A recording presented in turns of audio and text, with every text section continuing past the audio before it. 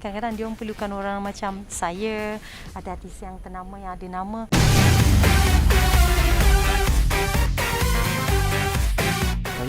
Kalau kita lihat Datuk bekerjasama dengan banyak anak-anak muda. Jadi apa yang buatkan Datuk rasa yakin dan letakkan apa yang tinggi untuk bakat-bakat muda ni? Saya tengok depan mata lah cara mereka bekerja tu sangat-sangat, memang saya akui mereka sangat rajin, bersungguh-sungguh dan mereka sangat kreatif. Kalau kita tak bagi chance pada anak-anak muda yang kreatif ni, susahlah kan platform diorang ni. Kadang-kadang diorang perlukan orang macam saya, ada artis yang ternama yang ada nama untuk diberi peluang mereka buat sesuatu, dan saya sebagai satu elemen yang boleh menaikkan lagi nama mereka dengan hasil kerja mereka.